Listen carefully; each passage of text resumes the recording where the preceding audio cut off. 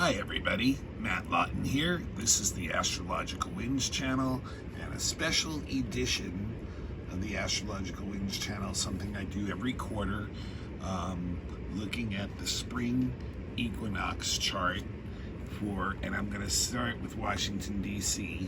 This is the one I just put on up here for Washington DC. And what this does is it takes a look at least the next quarter of the United States and what to expect socially, culturally, politically from Washington DC or the United States point of view. Possibly really even the next year, this chart has an imprint on both the winter solstice and the spring equinox charts. Those seem to have an impact on a full calendar year, not just a quarter, but definitely strongly through a quarter. So try not to get subjective about this. You know, like I've said before, astrology has no judgment. People do. So I'm not trying to sound like I'm taking any sides or being, particularly judgmental of certain people or bodies or countries or anything. It's just what the astrology is showing us and what's going on in the world. So I don't want to go too far on this, so let's just look at this chart real quick. And right away, the first thing that really jumps off the bat to me is that, as you can see, almost all the planets and all the asteroids and even Eris, the north node, are all above the horizon. Really, it's only the moon and the south node. The vertex is not in a mundane chart. I just did not reset my displayed points for this. So when you look at this, only the moon is below the horizon. And to me, what that really means right away is the United States is going to be a main player on the world stage again, which it really hasn't been very much, especially the last administration really took the United States into more of an internalized viewpoint mainly, and really ignored a lot of foreign stuff as far as the normal amount usually of attention that's given to that by the United States. So look at the United States kind of fell out of being almost really the world's #1 police power, and this administration looks like it is going to make the attempt in the next year and especially the next 3 months to really put its foot forward like that again, just based on all those planets above the chart. It's showing that we're going to be very active and seen on the world stage as a country. So very, very interesting on that level. Now the thing is, we're taking the center stage that we don't know what that's actually going to mean. Now, when you look at this chart, Gemini is rising. So the first house, which is the state of the nation itself, how people and the nation feel about itself during this time period, is ruled by Mercury. And Mercury is in very weak condition. It's in detriment and fall in Pisces. It has a tight conjunction to Jupiter and is part of a stellium with also Neptune and the Sun. So, I mean, to me right there seems to, this shows it's in the 10th house, all this stuff. So the 10th house in mundane astrology represents the leadership, the executive branch of the government, in this case in the United States. That is the president himself. So this is Biden's house, where this stellium is, and where the ruler or the lord of the chart, which is Mercury, in very weak condition traditionally, although definitely getting help from Jupiter and Neptune in this. But then once again, the Sun is also representative of the president, and it's up there with the Neptune. It's showing 2959, but it really is just about at that 0 degree Aries. So at 11:34. This one says at 33. So it really is right there. But like I said, the sun also representing the president and right next to that Neptune. So what to me this shows is there's confusion inherent in this chart, and it's coming from the executive branch, from the United States leadership. It's showing that he's not really communicating well to the people, and that there's a lot of the people are feeling very confused by his leadership. It's almost as if they'd like to get behind him and unify, but he's not really showing a solid signal as to what he's doing. Now, the conjunction to Jupiter is really strong in the chart. It's in leadership, rulership, and that really shows that he's got a lot of big ideas. Like, he's got a wide vision and a lot of good ideas that are all encompassing, but he's not taking care of the details well. He's foggy with the details, and then when he's questioned on stuff like that, he can seem lost, he can seem deluded, he can seem self-righteous, he can seem like, arrogant even. And even the conjunction to Neptune just adds more idealism into the way he's coming at things. That's showing that he's overly idealistic about his ideals, and then he's overly sensitive too. So that may be part of the reason there's not a lot of communication going on, that he's feeling maybe upset about the way people are reacting to those things. So, and then unfortunately, Mercury, Neptune also can represent purposeful deceptions, literally lies, secrets, information being held back. And so, like, not a lot of good, there's a lot of misunderstandings, therefore, between him and the people, too. And to top that all off, Mercury, Neptune is not good at negotiating either. That, once again, lost in his own world, you could almost say fantasy world, about the way things are going. So this is really, not, shows that the state of the nation during this time period, at least this next quarter, if not this next year, there's a lot of confusion because people feel like the leadership itself is confused and overly idealistic and not taking care of the details, maybe like not being straight on the up and up, holding back info, purposely deceiving things like that. So that's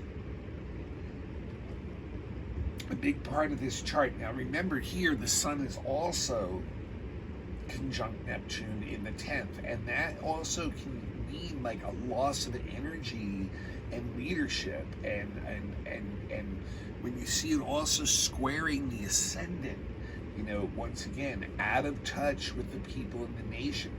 And I would even say, and I know I said this last year during the inauguration chart initially for this administration, that things were not going to go well, that it was done during a void of course moon, that Uranus, Mars conjunction rising, and that like nothing was going to go the way they expected it to go. So we can see like the first year of this administration has very much been like that. And I also said there's even a possibility, a strong possibility, that Biden may not make it through his term. And once again, when you see Sun Neptune, Neptune is the planet of entropy, and final entropy is, death. So, once again, there is a possibility this year that, that he could even lose his life during this. But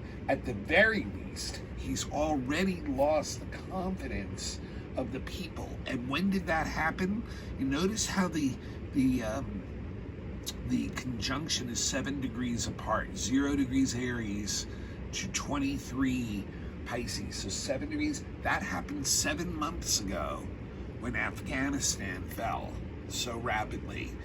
7 degrees past the conjunction exact point, 7 months ago was when the people, square the ascendant, lost their confidence in the leader in the way he can handle foreign policy situations. So you can see, at the very least, what that Sun Neptune is indicating is that the people do not trust his leadership, and that those who do so are doing it based on blind faith. That's all the Pisces energy and the Jupiter-Neptune mix there, and even Mercury. It's not, there's not a lot of thinking going on in that sense. It's like, okay, I just have to believe that he's going to get us through this.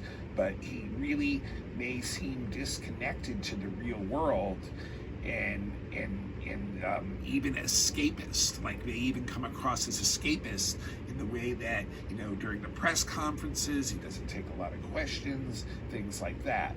Therefore, generally there's the state of the country and nation is really one of confusion, and lots of information to sort out, once again, that can be disinformation, misinformation, especially the Gemini rising. Remember, Gemini rising, two faces. There's always two sides to the story, at least.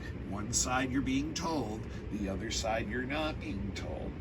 So there's going to be a lot of, once again, purposeful deception, grandiose visions with no clear road to get there. Once again, spare me the details is what all of this is saying. Very interesting what's going on there in that. So now we go to the second house, and the second house is ruled by Cancer, which means the moon is the ruler of the second house. And what's really interesting is the moon is at a critical degree also, the last degree of Libra, 30th degree of Libra, which is ruled by Venus, which happens to rule finances and money, and that's what the second house is all about. So the second house is all about the nation's, money, how things are going on that level, for the general people, like how are assets, security, things like that going. So, here it is at that critical thing, and the moon in the fifth, the ruler moon in the fifth, is showing that, where most of the money is going to come in this next year is through entertainment, the fifth house, through things that maybe were shut down by COVID, like sports and art events, concerts, things like that. Is what's going to be feeding a lot of the economy that is going, that is going to work. So that, and it's interesting too, because the moon does trine the ascendant. So this is actually giving people some hope here. There's a good flow. There's jobs in those areas, and let's face it, Americans in particular have a lot of time for entertainment compared to the rest of the world. So that's what many of us live for, is that fifth house stuff, that where we are being entertained. So this is something where we are getting some pleasure and joy out of this. It's also interesting that it's actually trining up to all the the sun, and up into the MC area too, and it's out of sign, but it's up to the MC area. So once again, people, they're getting some satisfaction and some things that are good coming out of entertainment and seeing that. Now, what's interesting though also is there's also showing why there's a lot of distress to the people. Now remember, the moon represents the people. It's also in a square, very tight square, to Pluto in the 8th house. And what is that all about? Well, the 8th house is international finances and banking and war and things like that. And that is what's stressing the people right now, is that the international markets are upset by the war in Ukraine, and the world is upset by the death and violence that's going on in Ukraine. So that's all 8th house stuff. So people are really upset right now with, once again, his leadership in the way things are going on there. But it's also very interesting too that just to prove that is that the moon and the sun are quincunx one another also. So there's this total disconnect, it seems like, between most people and Biden, the executive rulership. Now we go to the third house. The third house is all about, the local transportation infrastructure. Remember that? Communication networks, primary education schools, things like that. So once again, it's empty, like most of the houses on the bottom, and it's ruled by the sun. So Biden actually, his planet in a mundane chart is the ruler of this, and this is a good example of him having this really big idea, this infrastructure bill that he can't quite get through because a lot of it is just the details, are not there or good enough for Congress and the people. So very interesting there. So that's kind of a mix there, it seems like there's a lot of maybe a lot of these ideas on getting the infrastructure done are not going to happen again this year. And, the reality is, things like that is what can put the United States at a disadvantage when a country like Russia, who has a lot of control over energy, can start to do something where we're trying to strike back. This is the kind of stuff that needs to be taken care of prior to situations like that. The fourth house, once again, empty, and this one also ruled by that very weak Mercury. It has Virgo on the ascendant. So this is all about, how the people are feeling about nationalism, their heritage, and the homeland itself, and things like that. So you can see once again there's a lot of weakness in this house that people are not feeling very strongly about how well we're handling world situations right now. We do have some big visions about how we can maybe help things, but so far we're not being an effective leader, and therefore probably not feeling that great. Also, once again, the division within the United States probably has a lot to do with that politically itself. The fifth house, said we already talked a little bit how the moon is in there, and that's really helping the people to relate to, get some value and entertainment out of sports and the entertainment industries, but also it's helping to fuel economy too right now. And it's interesting too, it's ruled by Venus, which is one of the rulers of finances, and Venus is in the ninth house, another positive house, mundane, conjunct Mars. So highly creative energy right now going on around creativity, entertainment, sports, things like that. Very interesting on that level. And once again, I think that's one of the places where there's a little bit of a bright spot in that. The sixth house has the South Node in it, and the sixth house is the military and civil servants and the police.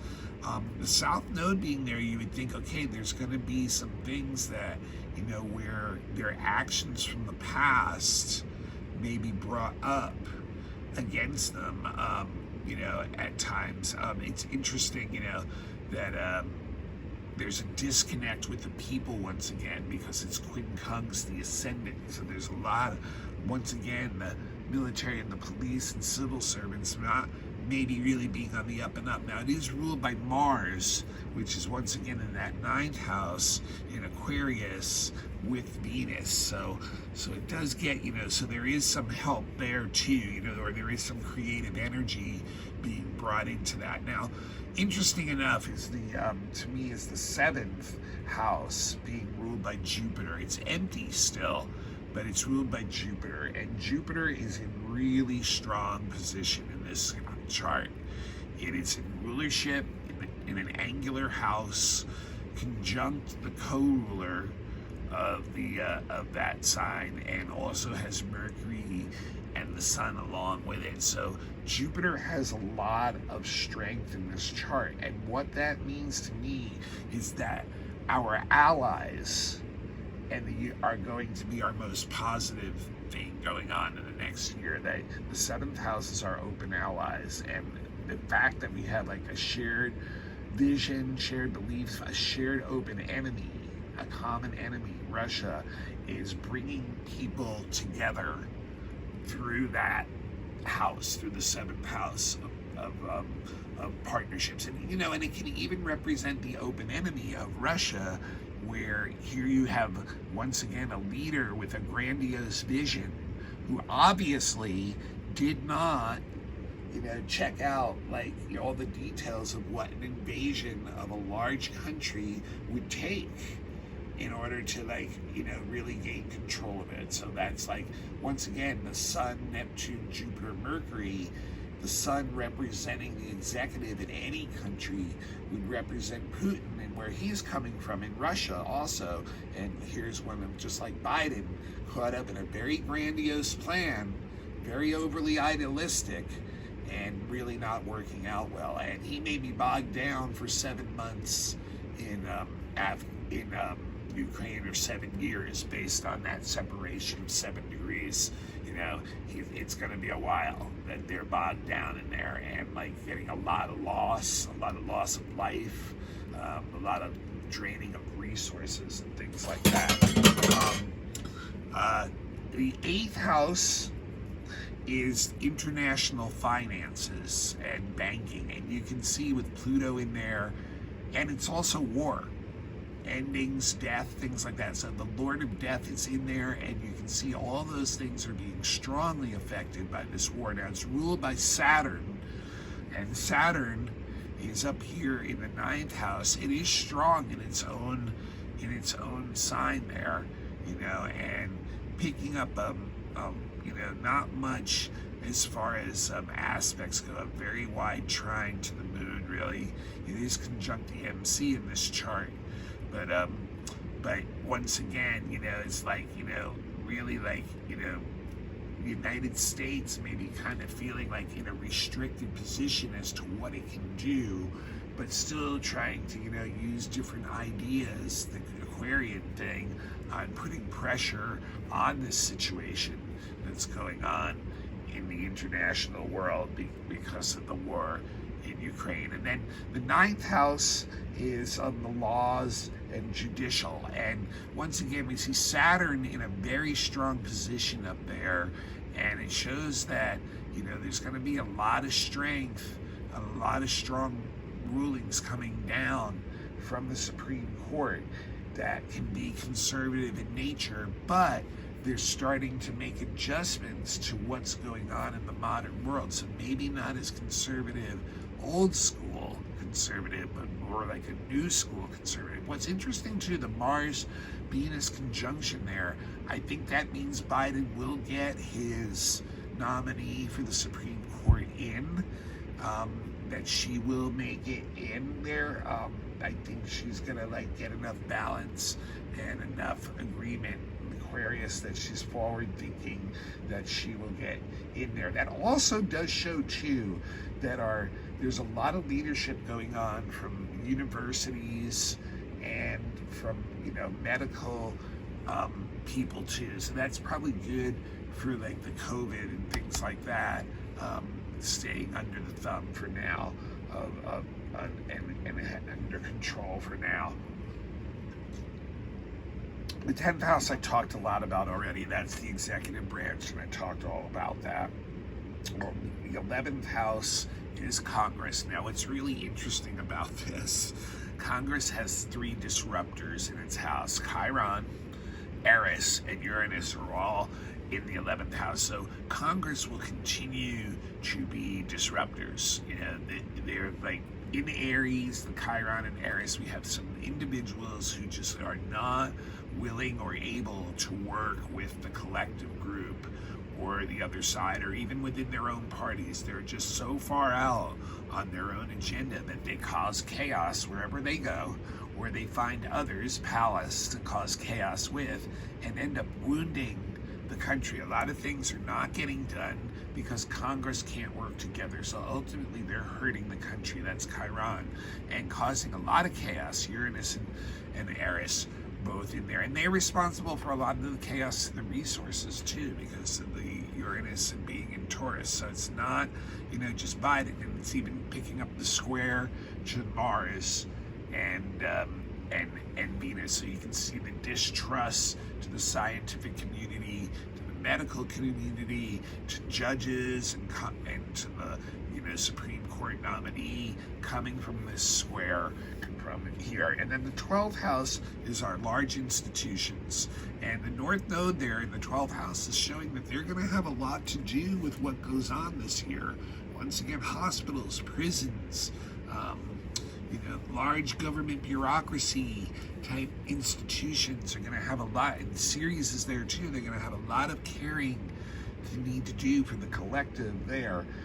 So that's kind of interesting. It's ruled by Venus once again, and Venus, like I said, in highly creative conjunction with Mars in the 9th house.